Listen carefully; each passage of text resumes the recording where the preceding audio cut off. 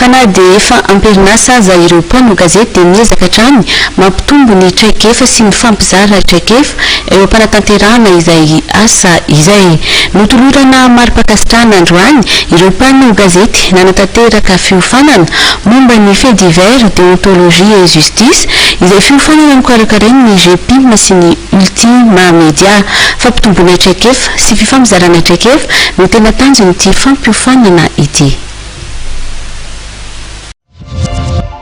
Mpanao gazety atsoratra sy radio misa fito no navoaka tampombo ofisialy nandritra lanonana izay nikarakaraina ty amin'ny kafetera Le Kawa etsy Akorondrano. Nanaraka fampiofanana nandritra ny 5 andro mikasika ny lohahevitra fait divers déontologie et justice izy ireo. Ny GPIM sy ny Ultima Media nitobokevitra tamin'izao fampiofanana izao. Ireo mpanao gazety matianina Père Le Chantre sy Nicolas Souris avy eo amin'ny fikambanana Africa Media no nampiofana azy ireo.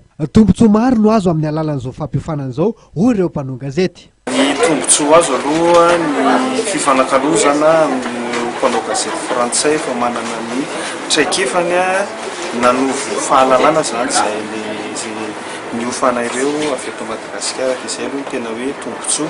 Ny faharoa nisy ihany koa ny fifanakaloza-kevitra eo amin'ny sehatry ny asa izay niompana betsaka tamin'ny trangam-piarahamonina ny resaka fitsarana ary ihany koa ny lalàna feny serasera.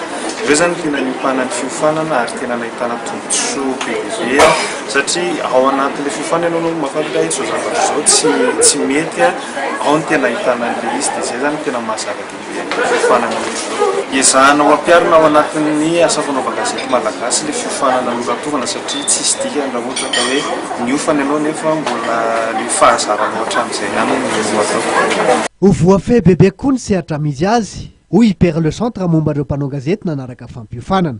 Laza kosa Nicolas Souris fa naompana kokoa tamin'ny fanakalozana traikefa izao fampiofanana izao.